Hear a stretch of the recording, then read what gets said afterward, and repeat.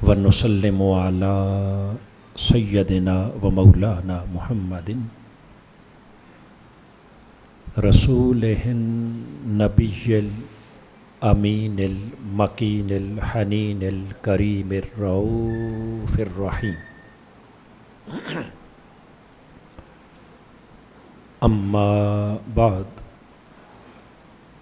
فاعوذ باللہ من الشیطان الرجیم بسم اللہ الرحمن الرحیم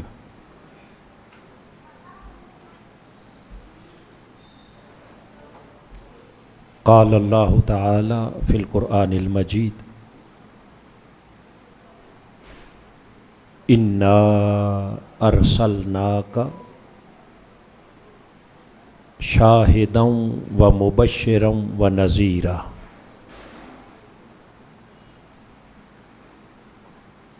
لتؤمنوا باللہ و رسولہ و تعزروہ و توقروہ و تسبحوہ بکرۃ و اصیلا۔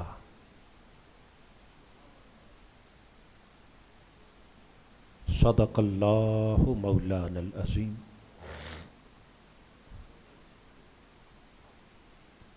معزز حاضرین و سامعین،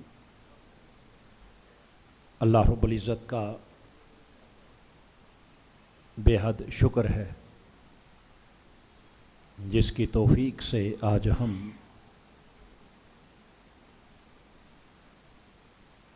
درس عرفان القرآن کی اس نہایت ہی مقدس بابرکت اور پاکیزہ مجلس میں حاضر ہیں۔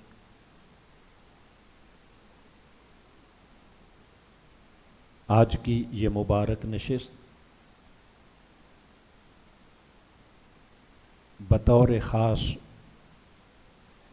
آقا دو جہاں صلی اللہ تعالی علیہ وآلہ وسلم کے جشن میلاد کے سلسلہ میں انعقاد پذیر ہے۔ بلا شبہ حضور علیہ السلام کی آمد نہ صرف کائنات انسانی کے لیے رب کائنات کا ایک بڑا احسان بھی ہے، انعام بھی ہے، بلکہ تمام جہانوں کے لیے میرے آقا کا وجود سراپا رحمت ہے۔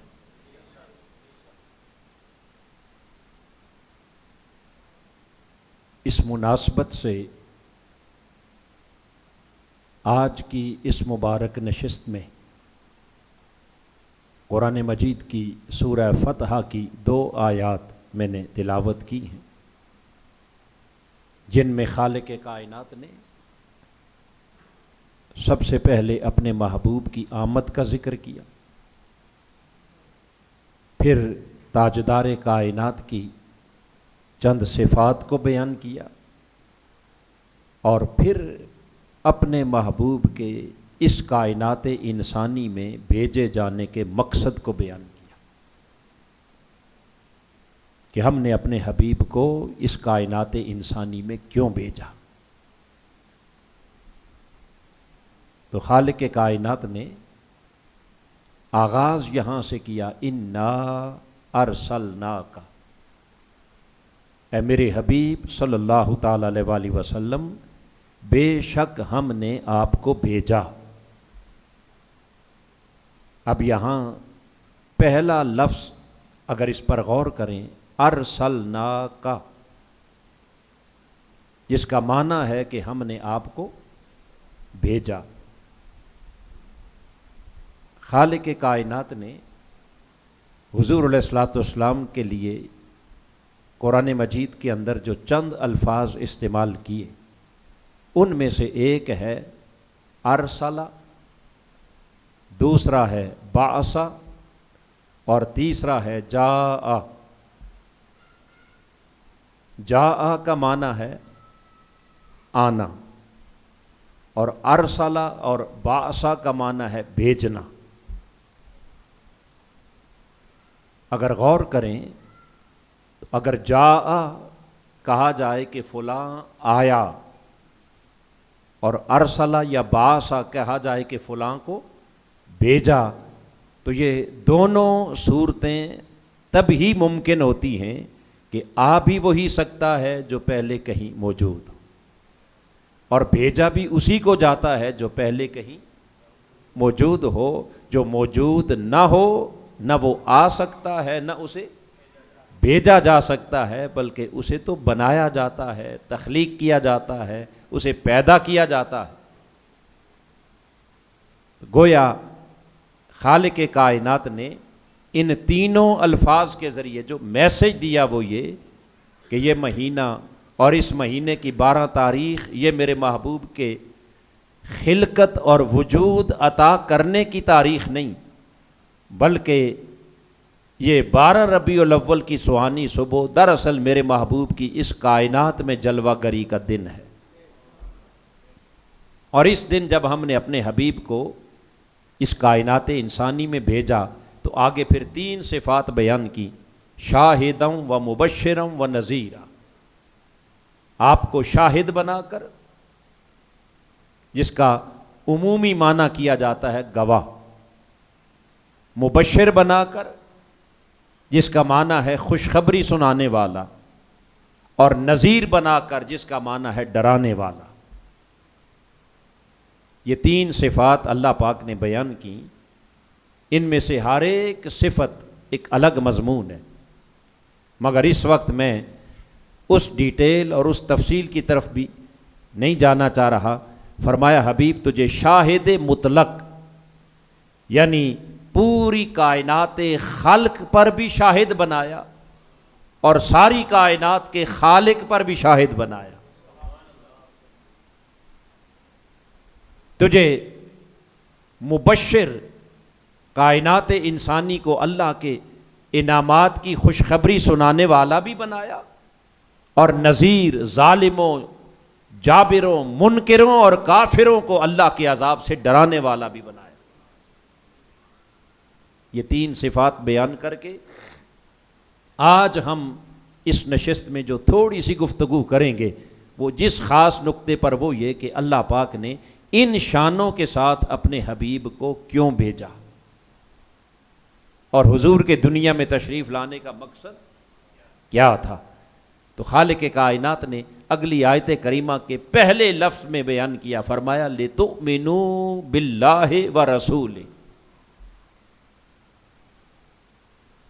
تاکہ اے کائنات والو تم میرے حبیب کی ان عظمتوں کو، ان شانوں کو، ان کمالات کو، ان معجزات کو دیکھو، اور دیکھ دیکھ کر اس کے بھیجنے والے خدا پر ایمان لے آؤ، اس کے بھیجنے والے رب پر ایمان لے آؤ۔ لِتُؤْمِنُوا، تاکہ تم ایمان لے آؤ، کس پر؟ باللہ، اللہ پر، وَرَسُولِهِ، اور اس کے رسول پر۔ تو حاضرین محترم، ایمان کیا ہے؟ ایمان کیا ہے؟ بن دیکھے اپنے خدا کو ماننا، یہ ایمان ہے۔ کیا؟ بن دیکھے اپنے خدا کو ماننا، یہ کیا ہے؟ لِتُؤْمِنُوا بِاللَّهِ، تاکہ اللہ پر ایمان لے آؤ۔ مقصد کیا تھا؟ جو بات سمجھنے والی ہے وہ یہ کہ حبیب ہم نے اس کائنات انسانی میں، بشری لبادے میں، بشری لباس میں، انسانی وجود میں، انسانیت کا پیکر بنا کر آپ کو کائنات انسانی کے درمیان شاہد بنا کر، مبشر بنا کر، نذیر بنا کر، ان بڑی بڑی اعلیٰ شانوں کے ساتھ، عظمتوں کے ساتھ اور اس بلند کردار کے ساتھ اس دنیا میں بھیجا، اس لیے لِتُؤْمِنُوا بِاللَّهِ، تاکہ زمانے والے دیکھیں تجھے اور مانیں مجھے، دیکھیں تجھے اور مانیں۔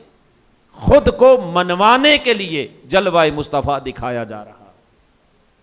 کیوں؟ فرمایا اس لیے کہ مجھ پر ایمان لانے والوں، مجھے اپنا خدا ماننے والوں، مجھے اپنا الہ ماننے والوں، معبود مسجود ماننے والوں، کیسے مانو گے؟ مجھے تو دیکھ نہیں سکتے،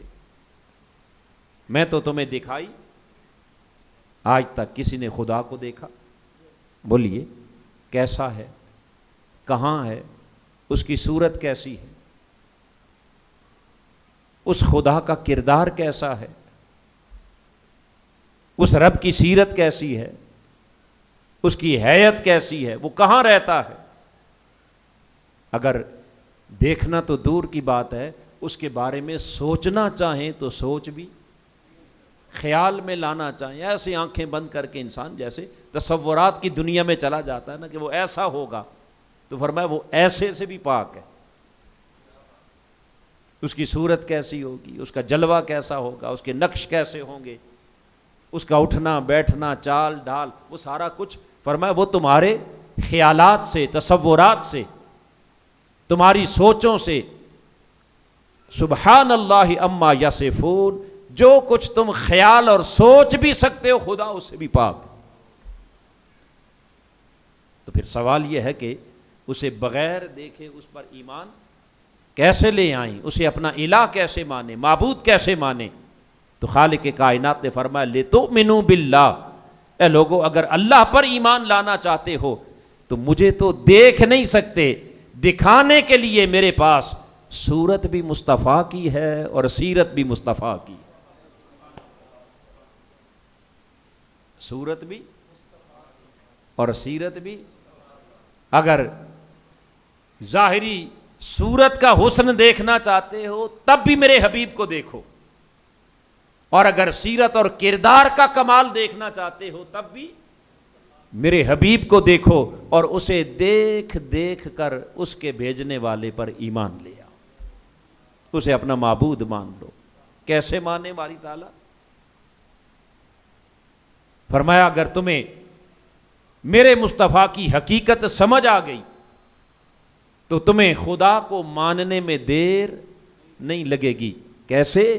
فرمایا جب آؤ ذرا میرے حبیب کی سیرت کو دیکھو، جب میرے آقا نے پہلی دعوت دی نا اللہ کی طرف، کائنات انسانی کو بلایا، آؤ ایک خدا کی طرف، اس وحدہ لا شریک کو اپنا معبود مان لو، مسجود مان لو، لات منات ہبل 360 خداؤں کا انکار کر دو، میرے ایک خدا پر ایمان لے آؤ۔ اس کے لیے میرے آقا نے تمام قریش کو، بنو ہاشم کو کوہ صفا کے دامن میں جمع کیا۔ جب سارے قبیلے والوں کو وہاں اکٹھا کیا نا تو خود حضور صفا پہاڑی کے اوپر کھڑے ہو گئے۔ اب بلایا کس لیے تھا؟ تاکہ انہیں اللہ کی طرف دعوت دوں، تاکہ انہیں دعوت توحید دوں، تاکہ انہیں اپنے رب کی پہچان کرواؤں۔ بلایا تو اسی مقصد کے لیے تھا، مگر سوچنے کا مقام ہے کہ کیا ڈائریکٹ حضور نے اللہ کی طرف بلا لیا؟ آتے ہی بسم اللہ کی اور کہا کہ ایک اللہ پر ایمان لے آؤ؟ نہیں، آقا علیہ السلام نے ایسا نہیں کیا۔ صحیح بخاری کو اٹھا لیں، کتب حدیث کو اٹھا لیں، کتب سیرت کو اٹھا لیں، حضور نے فرمایا میرے قبیلے والو، اگر میں تمہیں کہوں کہ اس پہاڑ کے پیچھے سے ایک لشکر تمہارے اوپر حملہ کرنے لگا، جبکہ وہ لشکر تمہیں نظر نہیں آ رہا، تو مجھے بتاؤ کہ کیا بغیر دیکھے میرے کہے پر یقین کر لو گے، میری بات مان لو گے؟ اس پر تمام قبیلے والوں نے کہا جی ہاں اے محمد صلی اللہ تعالی علیہ وسلم، اگر آپ کہیں گے تو مان لیں گے، آپ کہیں گے تو۔ آپ نے پھر پوچھا بھئی آپ کو تو نظر نہیں آ رہا پہاڑ کے پیچھے لشکر آتا ہوا، تو بتاؤ بغیر دیکھے میرے کہنے پر کیسے مانو گے، کیوں کر یقین کرو گے؟ اس پر انہوں نے جواب دیا، انہوں نے کہا کہ اے محمد صلی اللہ تعالی علیہ وسلم، ہم آپ کے کہنے پر یقین کیوں نہ کریں جبکہ ہم نے آج تک آپ کی زبان سے کبھی جھوٹ سنا ہی نہیں، آپ کی زبان سے کبھی جھوٹ نہیں، آپ ہمیشہ جو کہتے ہیں سچ کہتے ہیں، جو کہتے ہیں بولیے، آپ نے کبھی سچ کے علاوہ کچھ نہیں کہا۔ انت صادق، آپ جیسا سچا تو کسی ماں نے جنا ہی نہیں۔ لہذا ہمیں آپ کی زبان پر پورا یقین ہے، ہمیں لشکر نظر آئے یا نہ آئے، مگر آپ نے کہہ دیا، ہم نے مان لیا۔ اب آقا علیہ السلام نے جب دیکھا نا کہ آپ کی زبان مبارک پر اتنا یقین ہے، بلائنڈ فیتھ، اندھا اعتماد، میرے آقا نے فرمایا اچھا اگر میری زبان پر تمہیں اتنا ہی یقین ہے، آؤ پھر میں ایک حقیقت تمہیں بتانے لگا ہوں، تمہیں ایک حقیقت بتانے لگا ہوں، ایک اہم اعلان کرنے۔ اب میرے آقا نے فرمایا قولوا لا الہ الا اللہ تفلحون، اگر تمہیں میری زبان پر یقین ہے کہ میں کبھی جھوٹ نہ بولا نہ بولتا ہوں، سچ کہتا ہوں، تو میں تمہیں بتا رہا ہوں، کہہ دو ایک اللہ کے سوا کوئی معبود نہیں، لات منات ہبل، ان تمام جھوٹے خداؤں کو ٹھکرا دو، ان کا انکار کر دو، کوئی الہ نہیں، کوئی معبود نہیں، کوئی مسجود نہیں، کوئی لائق عبادت، کوئی لائق بندگی نہیں، الا اللہ، سوائے ایک اللہ کے، اس مولا کی چوکھٹ پر سر نگوں ہو جاؤ، تفلحون، میں تمہیں ضمانت دیتا ہوں اس دنیا میں بھی کامیابی کی اور آخرت میں بھی کامیابی، فلاح دارین کی مجھ سے گارنٹی لے لو، اور تمام جھوٹے خداؤں کو چھوڑ کر میرے ایک خدا کے سامنے سر نگوں ہو جاؤ۔ اب یہاں ذرا سوچ کے بتائیے کہ آقا علیہ الصلوۃ والسلام نے جب اپنے خدا کو، ایک خدا کو منوانا چاہا، اسے منوانے کے لیے دکھایا کیا؟ اپنی سچائی، اپنا کردار، اپنی زبان پر اعتماد، اپنی زبان پر یقین۔ خالق کائنات نے فرمایا حبیب تجھے اس اونچے کردار کا مالک بنا کر ہم نے بھیجا اس لیے لِتُؤْمِنُوا بِاللَّهِ، چونکہ مجھے تو براہ راست یہ دیکھ نہیں سکتے، اس لیے تجھے ان کے درمیان انہی کے رنگ اور روپ میں بھیجا تاکہ وہ قریب سے اپنے جیسے انسان کو پاس بیٹھ کے دیکھیں، قریب آ کے دیکھیں، معاملات کر کے دیکھیں، روزمرہ زندگی گزار کر دیکھیں، اور تجھے دیکھ دیکھ کر تیرے بھیجنے والے خدا پر ایمان لے، تیرے بھیجنے والے رب پر ایمان لے آئیں۔ لہذا اب قولوا لا الہ، میرے آقا نے جب دعوت دی تو اس دعوت پر جس نے بھی خدا کو مانا، جو بھی رب پر ایمان لے آیا، اب ذرا سوچنا کہ کیا وہ پہلے اس نے خدا کو مانا یا پہلے مصطفیٰ کو مانا؟ اگر حضور کی زبان پر یقین نہ آتا تو خدا تو نظر، بولیے، تو جس نے بھی مانا پہلے مصطفیٰ کو پھر خدا کو۔ رب کائنات نے فرمایا حبیب تجھے بھیجا ہی اس لیے تاکہ ہمیں منواؤ۔ اب یہ تو تاجدار کائنات کا عمل مبارک ہے۔ اب جب ایک رب کی طرف بلا لیا نا، دعوت مل گئی، تو یہاں اس سے بھی اہم ترین بات اہل عرب نے، قریش نے، بنو ہاشم نے، سرداران قریش نے، انہوں نے سوال کیا کہ اے محمد صلی اللہ تعالی علیہ وسلم، جس ایک خدا کی طرف ہمیں بلا رہے ہو، ہمیں بتاؤ کہ اس خدا کے ہونے کی تیرے پاس دلیل کیا ہے؟ ہمارے خدا تو ہمیں نظر آتے ہیں، ہم نے تو 360 خدا بنا کے کعبے کے اندر سجائے ہوئے، ہم انہیں دیکھتے ہیں، ان کو پوجتے ہیں، ان کے اوپر ان کے جا کے چڑھاوے چڑھاتے ہیں، تیرا خدا تو ہمیں نظر نہیں آ رہا، وہ ایک کدھر ہے، کہاں ہے، اس کا وجود کیسا ہے، اس کے ہونے پر تمہارے پاس دلیل کیا ہے؟ کیسے مان لے ہم بغیر دیکھے؟ اس پر تاجدار کائنات نے فرمایا آؤ میں تمہیں اپنے ایک خدا کے وجود پر دلیل عطا کرتا ہوں۔ کون سی دلیل؟ رب کائنات نے فرمایا میرے حبیب دینے کے لیے ہمارے پاس بڑے دلائل ہیں، بڑے معجزات ہیں، بہت کچھ دکھا سکتے ہیں، مگر آج چونکہ پہلی بار انہوں نے آپ سے دلیل مانگی ہے، اور وہ بھی کس پر؟ اللہ کے ہونے پر۔ رب نے کہا محبوب آج ایسی دلیل دینا کہ قیامت تک سارے منکرین خدا اگر الٹے بھی لٹک جائیں نا تو اس دلیل کا انکار نہیں کر سکیں گے۔ باری تعالیٰ کون سی دلیل دینی ہے، کون سا معجزہ دکھانا ہے؟ اس نے کہا دکھانے کے لیے بڑے کمالات ہیں، بڑے معجزے ہیں، چاہیں تو آپ کے اشارے سے چاند 2 ٹکڑے کروا کے دکھا دیں، چاہیں تو آپ کے اشارے سے ڈوبا سورج واپس موڑ کے دکھا دیں، ٹوٹا چاند جوڑ کے دکھا دیں، چاہیں تو آپ کے اشارے سے درختوں کو بلا کر تیرے قدموں پر سجدے کروا دیں، چاہیں تو تیرے ایک اشارے سے پتھروں سے کلمہ پڑھا دیں، جنگل کے واشی درندوں سے لا کر تیرے قدموں پر سجدے کروا دیں۔ حبیب یہ سارا کچھ ہم کر سکتے ہیں، مگر اور کریں گے، اور تاریخ گواہ ہے، حضور کی سیرت گواہ ہے، احادیث بری پڑی ہیں کہ آقا علیہ السلام نے یہ سارے معجزات اپنے قبیلے والوں کو، اہل عرب کو دکھائے یا نہ دکھائے؟ چاند بھی توڑ کے دکھایا، سورج بھی موڑ کے دکھایا، درختوں نے سجدے بھی کیے، پتھروں نے کلمے بھی پڑھے، مگر اس کے باوجود نہ ماننے والوں نے تسلیم نہیں کیا، چونکہ یہ سارے وہ دلائل تھے، وہ معجزات تھے کہ جن معجزات کا کافر منکر جن کے نصیب میں ایمان نہیں تھا، جن کی آنکھوں پر تعصب کی پٹی تھی، انہوں نے ان تمام معجزات کا انکار کر دیا۔ اور انکار کیسے کیا؟ انہوں نے کہا کہ یہ تو سارا کچھ جادوگری ہے۔ یہ کیا ہے؟ یہ جو چاند ٹوٹا، کہا یہ بھی جادو ہے، یہ جو درخت چل کے آئے یہ بھی،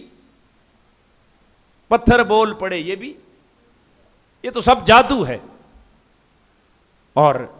ان کا طریقہ واردات یہ تھا کہ آقا علیہ السلام جہاں جاتے بات کرتے، وہ سردار پیچھے پیچھے چل پڑتے اور جا کر عام سادہ لوگوں کو ورگلاتے، انہیں کہتے کہ محمد کی بات نہ سننا، یہ بڑا جادوگر ہے،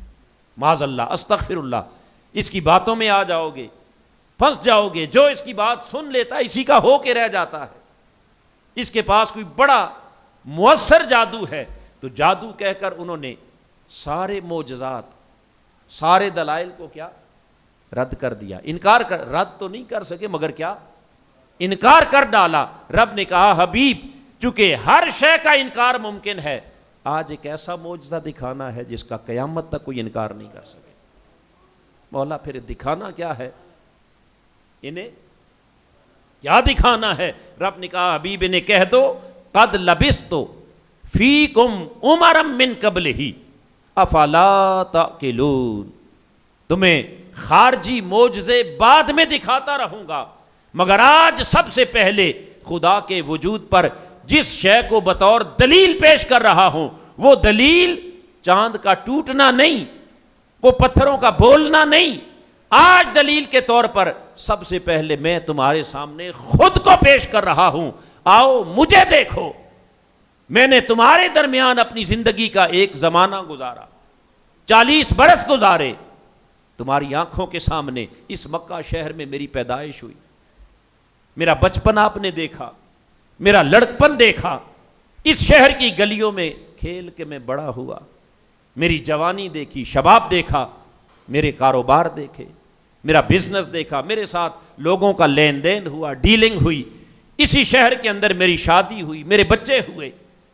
میرے عزیز ہیں، رشتہ دار ہیں، جس اینگل سے بھی چاہو میں کھلی کتاب کی طرح تمہارے سامنے ہوں، اور میں بھی تمہاری طرح ایک انا بشر مثلکم، تمہاری طرح میں بھی ایک انسان ہوں، میں نے انسانی زندگی گزاری ہے، میں نے ما فوق الفطرت زندگی نہیں گزاری، مگر انسانی معاشرے میں بطور انسان تمہارے درمیان 40 سال جو میں نے بسر کیے ہیں، ان 40 سالوں کو دیکھو اور دیکھ کر مجھے صرف اتنا بتا دو کہ انسانی بشری تقاضوں کے مطابق کہیں کوئی نقص، کوئی کمی، کوئی کمزوری میری زندگی میں اگر تمہیں نظر آ جائے تو میرے خدا کا انکار کر دینا۔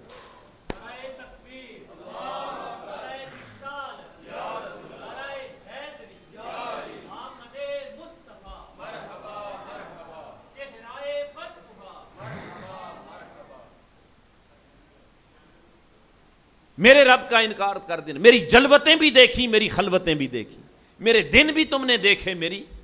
راتیں بھی دیکھیں, میری انفرادی زندگی کو بھی دیکھا, میری اجتماعی زندگی کو بھی دیکھا.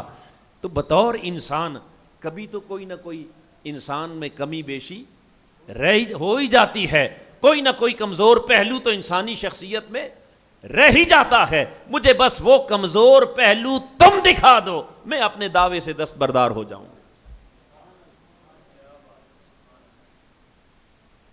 قد لبثت فیکم عمرا من قبلہ افلا تأکلون. فرمایا میری اس 40 سالہ زندگی کو دیکھ کر اگر تمہیں میرے دامن پر کوئی داغ نظر نہ آئے, محمد کی سیرت میں تمہیں نقص, کمزوری, عیب, انسانی بشری کمزوری کہیں دکھائی نہ دے,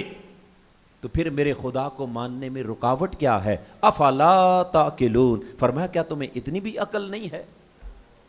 تمہیں اتنی بھی عقل نہیں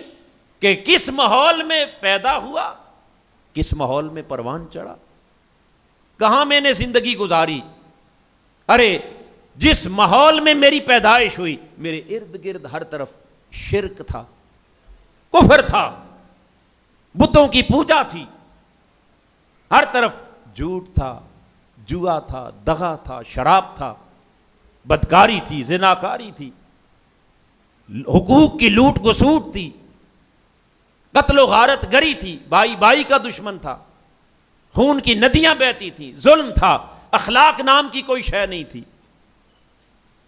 انسانی بلائی نام کی کوئی شے نہیں تھی, دل پتھر سے زیادہ سخت تھے, اپنے گھر پیدا ہونے والی بیٹیوں کو زندہ درگور کیا جاتا تھا, زندہ بیٹی کو زمین میں اتارتے ہوئے باپ کے ہاتھ نہیں کانپتے تھے, اس کا دل نہیں لرزتا تھا. ایسے سنگ دل معاشرے میں بھی پیدا ہوا جہاں ہر طرف کردار اتنا گرا ہوا کہ انسان کہلانے کے قابل بھی نہیں تھا. اس پورے معاشرے میں, اس پورے ماحول میں کوئی 2 دن 4 دن نہیں, میں نے بھی 40 سال گزارے ہیں. آخر ماحول کا اثر تو انسان پر ہوتا ہے یا نہیں ہوتا؟ اونچا بولیے جی. جس ماحول میں انسان رہے وہ کتنا ہی اعلیٰ کردار کا حامل کیوں نہ ہو, مگر ماحول سے متاثر ہوئے بغیر انسان رہ نہیں سکتا. اور خود میرے آقا نے بھی فرمایا کہ بری صحبت سے اپنے آپ کو بچا کے رکھو, چونکہ انسان جتنا بھی اچھا ہو اگر وہ بری صحبت میں چلا جائے تو کچھ نہ کچھ رنگ اس پر اس بری صحبت کا آ جاتا ہے. کتنی احتیاط کریں, احتیاط ممکن نہیں. میاں محمد بخش صاحب رحمۃ اللہ علیہ انہوں نے تو بڑی ایک مثال دے کر بات کی نا, کہا بریاں دی اشنائی ایویں جویں دکان لوہاراں, بریاں دی اشنائی ایویں جویں دکان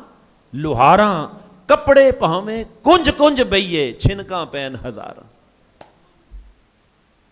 لوہار کی ویلڈنگ والے کی دکان سے آپ گزرے نا, اپنے کپڑوں کو جتنا چاہیں سمیٹ کریں, کوئی نہ کوئی چنگاری تو پڑتی ہے یا نہیں پڑتی. فرمایا یہ بری صحبت. اور یہاں ایک خاص میسج بھی ہے ان جوانوں کے لیے اور ان لوگوں کے لیے جو اوور کانفیڈنس ہو جاتے ہیں نا, وہ جو سمجھتے ہیں کہ جی ہم تو بڑے باکردار لوگ ہیں, ہم تو بڑے نیک اور پارسا لوگ ہیں, ہم تو جہاں چلے جائیں ہمیں تو کوئی فرق نہیں پڑتا, ہمیں صحبت کیا کہتی ہے, جب ہمارا اندر مطمئن ہے, ہمارا اندر صاف ہے, ہمارے اوپر کوئی اثر نہیں ہوتا. جی حاضرین محترم, یاد رکھنا کہ یہ ضرورت سے زیادہ جو اعتماد ہے یہ بھی انسان کو کیا کرتا ہے, یہ بھی تباہ کر دیتا ہے, یہ بھی اس کو ہلاک کر دیتا ہے. تو یاد رکھنا کہ کوئی انسان صحبت سے متاثر ہوئے بغیر رہ نہیں سکتا, چونکہ میرے آقا نے فرمایا کل مولود یولد علی الفطرہ, ہر بچہ جب ماں کی گود میں آتا ہے وہ فطرت سلیمہ پر ہوتا ہے, اللہ اسے نیک فطرت پر پیدا کرتا ہے. وَأَبْوَاهُ يُحَوِّدَانِهِ وَيُنَصِّرَانِهِ وَيُمَجِّسَانِهِ. بعد ازاں میرے آقا نے فرمایا اس کے ماں باپ, اس کے گھر کا ماحول,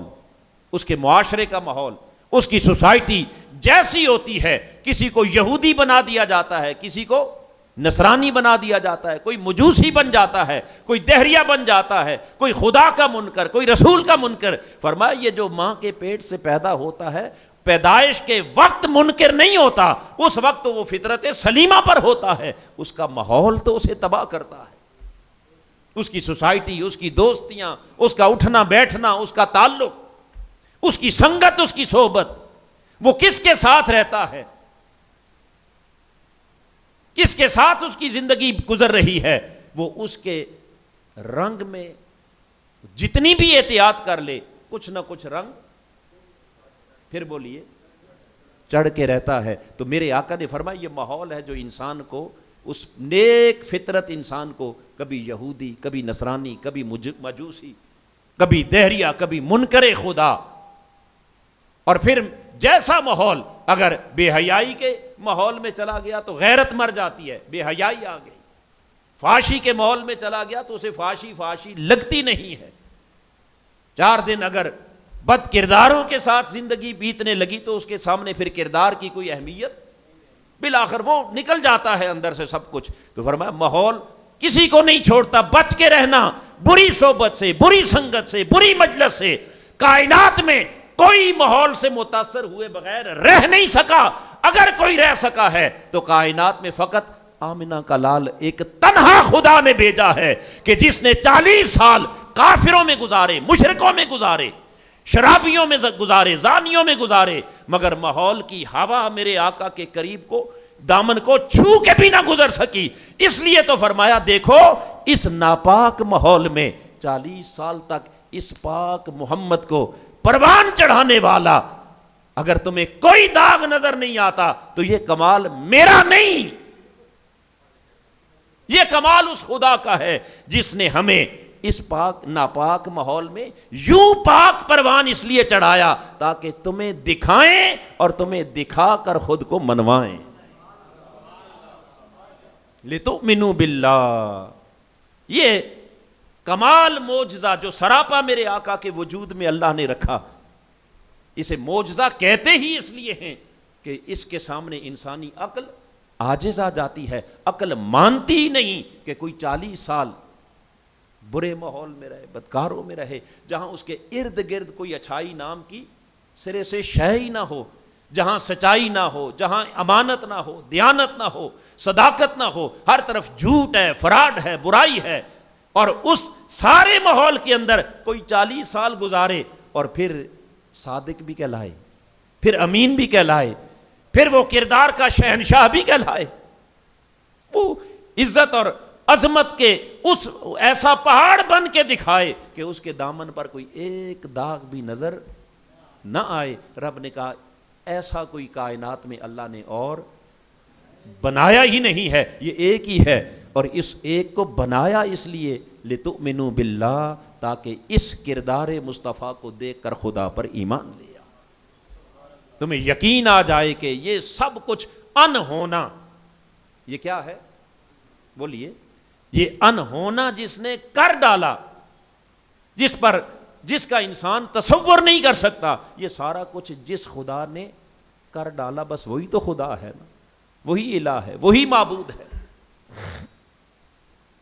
حاضرین محترم، یہ تھا تاجدار کائنات کا ان غفار کے سامنے اپنے کردار کو بطور دلیل پیش کرنا، اور پھر یہ ہے میرے آقا کی سیرت کا وہ گوشہ، وہ پہلو کہ جس کا دشمن بھی انکار کر سکے۔ اونچا بولیے، ذرا سوچئے، 13 سال میرے آقا نے مکہ مکرمہ میں گزارے، کتنے؟ دشمنی اس انتہا پر تھی کہ جن راہوں سے چلتے تھے وہاں رات کے اندھیرے میں لوگ آ کر کانٹے بچھا جاتے، جدھر سے گزرتے لوگ پتھر مارتے، جہاں جاتے لوگ کہتے نہیں بات نہ سننا، معاذ اللہ، یہ قرآن کے لفظ ہیں، کہتے یہ دیوانہ ہے، یہ مجنوں ہے، یہ پاگل ہے، معاذ اللہ، استغفر اللہ، جھوٹا ہے، یہ جادوگر ہے، اس کے جال میں پھنس نہ جانا۔ اتنے الزامات، اتنی تکلیفیں، اتنے دکھ، 3 سال تک شیب ابی طالب میں بند کر کے سوشل بائیکاٹ کر دیا تاجدار کائنات کا، اور پھر 13 سال کے بعد جب شب ہجرت آئی تو اہل مکہ ننگی تلواریں لے کر آپ کے دروازے پر آ گئے، اور ان 13 سالوں میں کئی بار بیٹھ کر سرداروں نے پلاننگ کی، میٹنگز کی کہ محمد کو کسی طرح قتل کر دیا جائے، معاذ اللہ، ان کا نام و نشان مٹا دیا جائے۔ پھر شب ہجرت گھر کا محاصرہ کر لیا، تلواریں لے کر آ کر کھڑے ہو گئے میرے آقا کے وجود کو مٹانے کے لیے۔ یہ سارا نقشہ میں نے چند لفظوں میں اس لیے کھینچا تاکہ اندازہ ہو جائے کہ دشمنی کس انتہا پر تھی۔ اس سے آگے بھی دشمنی کی کوئی حد ہوتی ہے؟ اونچا بولیے، اور اونچا بولیے، اس سے آگے تو دشمنی کی حد اور پیچھے کچھ بات باقی نہیں بچا۔ اب دشمنی اس انتہا پر ہے، مگر اس شب جب شب ہجرت آقا مکہ چھوڑ کر مدینہ رخصت ہونے لگے تو اس دن بھی ان سارے دشمنوں کی امانتیں بھی محمد کے گھر میں پڑی ہوئی۔ کوئی اتنے بڑے دشمن کے اوپر بھی کبھی کوئی اعتماد کرتا ہے؟ سوچئے نا، تھوڑی سی ان بن ہو جائے تو انسان پریشان ہو جاتا ہے کہ یہ میرا تو اس کے ساتھ یہ فلان لین دین، اب تعلقات خراب ہو گئے، پتہ نہیں کیا بنے گا۔ ایسا ہوتا ہے یا نہیں ہوتا؟ سچ بتائیے، کسی کے ساتھ آپ کا کچھ لین دین چل رہا ہو، کسی سے کچھ لینا ہو، اور تھوڑے سے ایسے تعلقات میں کیا آ جائے، خرابی آ جائے، تو کتنی پریشانی لاحق ہو جاتی ہے کہ اب کیا بنے گا، میں اپنے پیسے کیسے نکلواؤں گا، میں اپنا حق کیسے لوں گا، اب تو ہمارے تعلقات۔ ایسا ہوتا ہے یا نہیں؟ مگر قربان جائیں اس سیرت پر، اس صاحب کردار پر کہ جس کی جان کے دشمن اور ابھی شہر سے نکل کے جا رہے ہیں، اس آخری دن پر بھی اعتماد کا یہ عالم ہے کہ وہ ابھی بھی اپنی امانتیں لینے کے لیے انہوں نے تلواریں تان لی مارنے کے لیے، مگر یہ مطالبہ نہیں کیا کہ جانے لگے ہو پہلے ہماری امانتیں ہمیں دے کے، نہیں، انہیں اس قدر اعتماد تھا کہ تاجدار کائنات مکہ میں رہیں یا کہیں رہیں، محمد کو دی ہوئی امانت کو خطرہ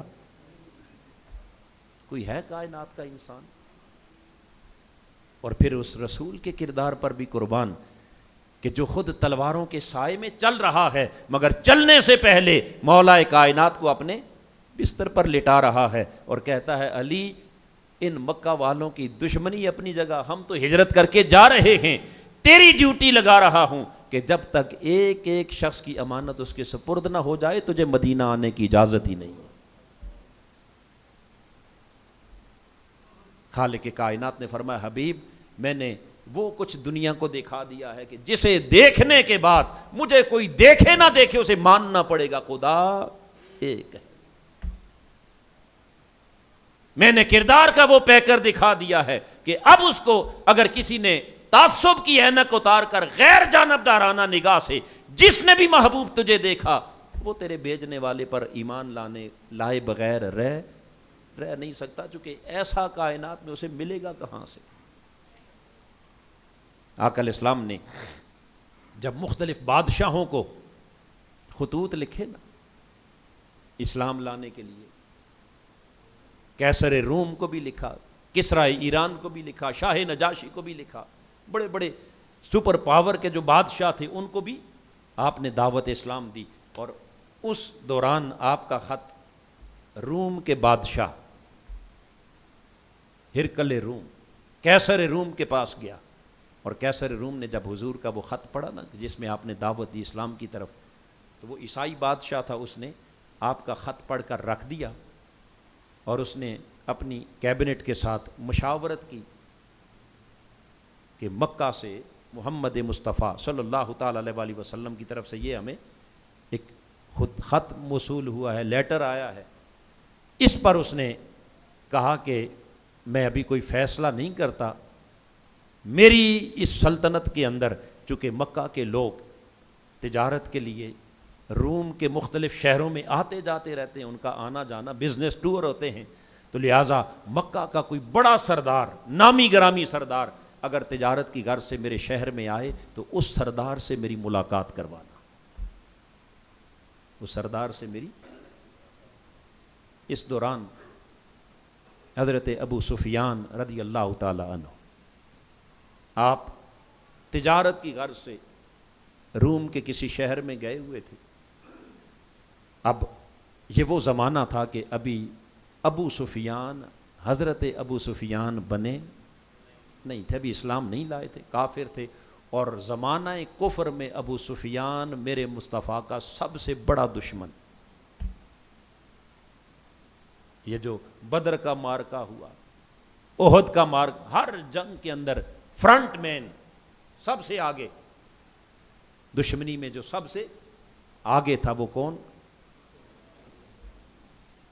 اب وہ گیا ہوا تھا روم کے کسی شہر کے اندر، لوگوں نے بتایا بادشاہ سلامت مکہ کا ایک بڑا سردار آیا ہوا ہے، اگر چاہیں تو اس سے ملاقات کرو۔ اس نے کہا بلا لاؤ۔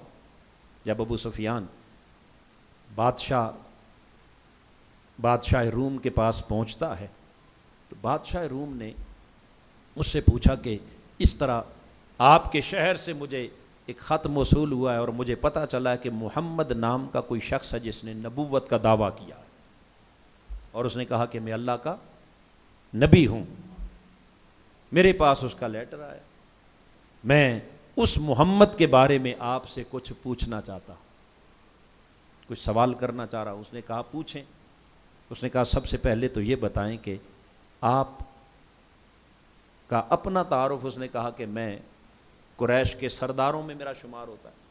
پھر اس نے پوچھا کہ بتاؤ اس محمد کو جانتے؟ اس نے کہا جانتا ہوں۔ تمہارا اس کے ساتھ تعلق کیا ہے؟ اس نے کہا کہ رشتے میں وہ میرا بھتیجا لگتا ہے۔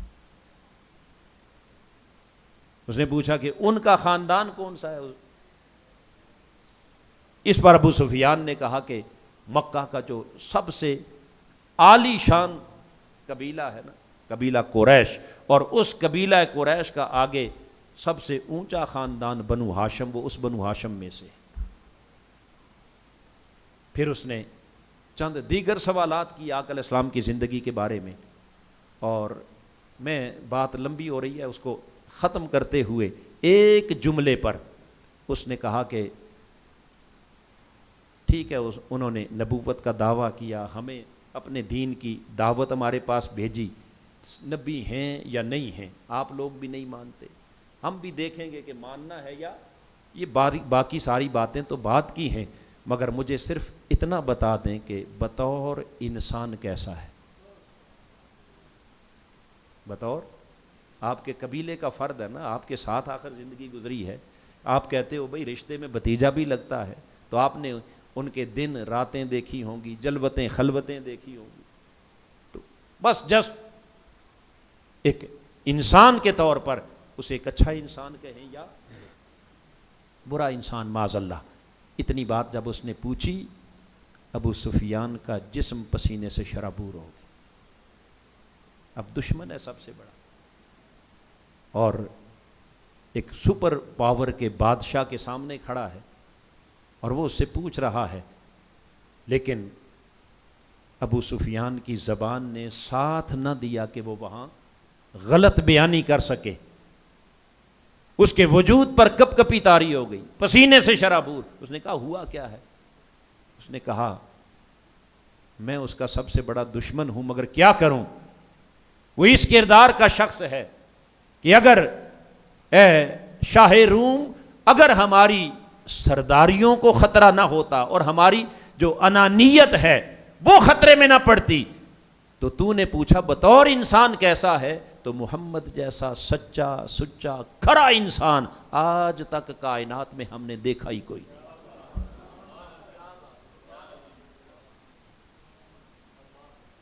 یہ کسی عقیدت مند کی بات، یہ کسی دوست کی بات نہیں ہے، یہ سب سے بڑے دشمن کے کمنٹس ہیں۔ رب کائنات نے فرمایا حبیب یہ کردار ہے جسے ان کے سامنے پیش کر دو، چونکہ چاند کو ٹوٹتا دیکھ کر یہ کہہ دیں گے جادو، پتھروں کو بولتا دیکھ کر یہ کہہ دیں گے جادو، مگر اس کردار کو پیش کرو کہ جادو ایسا جو سر چڑھ کے بولے۔ کوئی بتائے تو صحیح کہ میرے مصطفیٰ کے کردار سے بڑا معجزہ کائنات میں اور ہے کیا؟ اعلیٰ حضرت نے کہا تیرے آگے یوں ہیں دبے لچے فصحا عرب کے بڑے بڑے، کوئی جانے منہ میں زبان نہیں، نہیں مگر جسم میں جان نہیں، کیا بولنا تھا کسی نے؟ جب فرمایا آؤ مجھے دیکھو، تو کسی کے پاس کوئی جواب؟ بولیے، اللہ پاک نے فرمایا قد جاءکم برہان من ربکم، اے کائنات والو تمہارے پاس تمہارے رب کی ایسی اٹل اور ناقابل تردید دلیل آ چکی ہے کہ جس دلیل کو نہ آج سے صدیوں بعد اور نہ قیامت تک کوئی بڑے سے بڑا منکر بھی اس دلیل کو رد نہیں کر سکتا۔ حاضرین محترم، آقا کا وہ کردار کہ جس پر اس وقت بھی کوئی انگلی نہیں اٹھا سکتا تھا، آج 15 صدیاں بیت گئی۔ کتنی؟ حضور کے میلاد کو آج کتنی صدیاں ہو گئی؟ 1500 سال گزر گئے، آج تک اس کردار پر کوئی انگلی، اور قیامت تک اٹھا تعصب کی اور دشمنی کی آگ میں جل کر جو کچھ کہتا رہے، لاکھ کہتا رہے، مگر جس نے بھی غیر جانبدار ہو کر تعصب کی اینک اتار کر میرے آقا کی سیرت کا مطالعہ کیا، تاجدار کائنات کی شخصیت کو دنیا کی شخصیات کے ساتھ کمپیئر کیا، جس نے بھی تاجدار کائنات کے کردار کو کمپیریٹیو سٹڈی کے طور پر لیا، تو آج تک کوئی عیسائی ہو، یہودی ہو، دنیا کے کسی مذہب کا ماننے والا ہو، کوئی دہریہ ہو، کسی عقیدے کا بھی کوئی شخص جس نے غیر جانبدارانہ تحقیق کی ہے، وہ اس نتیجے پر پہنچا ہے کہ ساری کائنات کی شخصیات ایک طرف اور تنہا محمد کا کردار ایک طرف۔ دشمنوں نے بھی جب بڑی بڑی شخصیات کے اوپر ریسرچ کی ہے اور 100 عظیم ناموں کی فہرست بنانا چاہی، تو ان 100 عظیم ناموں میں پھر سر فہرست پہلا نام محمد لکھنا پڑا کہ ان جیسا عظیم نہ کائنات میں کوئی آیا، نہ قیامت تک آئے گا۔ حاضرین محترم، پس یہ معنی ہے لتؤمنوا باللہ کا، تاکہ میں نے اپنے حبیب کو اس کردار کے ساتھ بھیجا اس لیے تاکہ تم اس کے خدا پر ایمان لے آؤ، اور ایمان لا کر پھر اس کردار کا کچھ رنگ اپنے اوپر بھی چڑھا لو، اس سیرت کا کچھ رنگ اپنے اوپر بھی چڑھا لو۔ نبی وہ جس کی آمد کے تم جشن بھی مناؤ، خوشیاں بھی مناؤ، میلاد بھی مناؤ، ترانے بھی گاؤ۔ پیغمبر وہ دیا کہ جو 40 سال جھوٹ کے ماحول میں بھی سچا۔ پیغمبر تمہیں وہ دیا جو بددیانتی کے ماحول میں بھی امانت دار۔ پیغمبر وہ دیا کہ جو برائی کے ماحول میں بھی نیکی کا پیکر، بے حیائی کے ماحول کے اندر بھی ایک کنواری لڑکی سے بڑھ کر حیا کا پیکر۔ پیغمبر وہ دیا کہ جس پر دشمن انگلی نہ اٹھا سکیں، تم نام اس کا لو اور تمہارے اوپر اس محمد کے کردار کا رنگ نہ ہو، جھوٹ تم بولو، بددیانتی تم کرو، بدعہدی تم کرو، بے حیائی تم کرو، دوسروں کی حق تلفی تم کرو، انسانیت کا دل تم دکھاؤ۔ وہ دشمن کے زخموں پر بھی مرہم رکھے اور تم اپنے دوستوں کا دل بھی دکھاؤ، وہ غیروں کے دکھ سکھ بھی بانٹے اور تم اپنے بھائیوں کے دل توڑو، بہنوں کے دل توڑو۔ اگر تم نے ایسا بن کے رہنا ہے تو پھر خالی زبانی کلامی مصطفیٰ کی غلامی کے دعووں اور نعروں سے بات نہیں بنے گی۔ بات تب بنے گی کہ جب اس رسول کی آمد پر اپنے رب کا شکر بھی ادا کرو، اس رسول کی آمد پر سراپا خوشی اور مسرت بھی بن جاؤ، مگر اس کے ساتھ ساتھ اس کردار محمدی کا کچھ نہ کچھ رنگ، چونکہ ان جیسا تو کوئی ہو نہیں سکتا، مگر ان کے قدموں پہ ہاتھ رکھ کر وہاں سے کچھ صداقت کی خیرات، کچھ امانت کی، کچھ حیا کی، کچھ دیانت کی، کچھ انسانی بلائی کی، کچھ انسانی خیر خواہی کی، کچھ نہ کچھ رنگ تو نظر آئے نا، تاکہ دیکھنے والے دیکھ کے پہچان جائیں یہ شان ہے ان کے غلاموں کی، سردار کا عالم کیا ہو، سردار کا عالم۔ جیسے رب نے کہا کہ میں نے محمد کو بھیجا تاکہ اسے دیکھ کر مجھ پر ایمان لاؤ۔ آج تاجدار کائنات کی غلامی کا دعویٰ کرنے والوں، عشق کے دعوے داروں، کم سے کم ایسے تو بن جاؤ کہ جنہوں نے اس مصطفیٰ کو دیکھا نہیں، وہ مصطفیٰ کے غلاموں اور عاشقوں کو دیکھ کر جان جائیں کہ جس کے قدموں سے جڑنے والے اس کردار کے حامل ہیں، ان کے سردار کا عالم اور اگر ہم نے نعرے عشق کے لگانے، بات میری ختم ہو گئی، دعوے محبت کے کرنے ہیں، لیکن صبح سویرے اٹھ کر اپنا کاروبار شروع جھوٹ سے کرنا ہے، گھر میں بیوی کے ساتھ بھی جھوٹ، بچوں کے ساتھ بھی جھوٹ، کاروبار کے اندر بھی جھوٹ، ملاوٹ بھی، فراڈ بھی، بدعہدی بھی، خیانت بھی، چھوٹی سی امانت اس میں بھی خیانت، ایک فرد سے لے کر اوپر حاکم وقت تک، ایک انفرادی امانت سے لے کر پوری قوم کی اجتماعی امانت تک لوٹ گسوٹ کا ایک نظام چلانا ہے۔ اگر ایسا بن کے رہنا ہے تو پھر مصطفیٰ کی غلامی کا دعویٰ چھوڑ دو۔ اقبال نے کہا تھا چومی گویم مسلمانم بلرزم کہ دانم مشکلات لا الہ را، جب مجھے کوئی مسلمان کہتا ہے میں لرز جاتا ہوں، میں جانتا ہوں کہ اس لا الہ کے راستے میں کتنی مشکلات ہیں، اس لیے کہ جب نسبت محبوب سے کر لی ہے تو پھر یا تو ان کا نام چھوڑ دو، اور اگر نام لینا ہے تو پھر کم سے کم اس نام کو بدنام، اس عشق کو بدنام نہ کرو، اس نسبت کو بدنام نہ کرو۔ ایسے رہو کہ جنہیں دیکھ کر میرے مصطفیٰ کی روح بھی خوش ہو جائے۔ چلیں کچھ نہ کچھ تو میرے راستے پر میرا امتی چلنے کی کوشش کر رہا ہے، سارا نہیں، کچھ نہ کچھ، ہر روز کوئی نہ کوئی ایک عمل اپنے اندر دیکھیں، اس کی اصلاح کریں، اس کی اپنے اندر بہتری لائیں۔ یہ مقصد تھا حضور کی آمد کا، ورنہ اگر رہنا ویسے کا ویسا ہی ہے، کردار میں، سیرت میں، عمل میں یہود سے بھی بدتر، نصرانیوں سے بھی بدتر، غیر مسلموں سے بھی گرے ہوئے اخلاق، گرا ہوا کردار، اور ان سے بھی بڑھ کر بدعمالیاں کرنی ہیں، تو پھر خالی خرد نے کہہ بھی دیا لا الہ تو کیا حاصل، دل و نگاہ مسلمان نہیں تو کچھ بھی نہیں۔ یہ پیغام ہے حضور کے میلاد کا، یہ پیغام ہے میرے آقا کی سیرت کا، یہ پیغام ہے آج کے اس درس عرفان القرآن کا، اور حاضرین محترم یہ سارا مشن ہے تحریک منہاج القرآن کا، یہ پیغام ہے شیخ الاسلام کا۔ آئیے اپنے آپ کو بدلنے کی کوشش کریں اور اللہ کے حضور التجا کریں کہ مولا تیرے اس عظیم کردار والے محبوب کے ساتھ ہماری اس نسبت غلامی کو سلامت رکھنا، اور اس نسبت غلامی کو سلامت رکھ کے اس مصطفیٰ کی کردار کا کچھ نہ کچھ رنگ ہمیں عطا کرتے رہنا۔ اللہ رب العزت ہماری حاضری کو قبول فرمائے اور ہمیں اپنے محبوب کی غلامی میں جینا مرنا عطا فرمائے، آمین وما علینا الا البلاغ المبین۔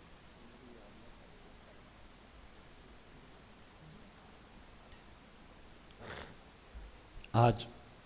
محترم حاجی غلام قادر صاحب کی والدہ محترمہ کا سالانہ ہے، ان کے ایصال ثواب کے لیے،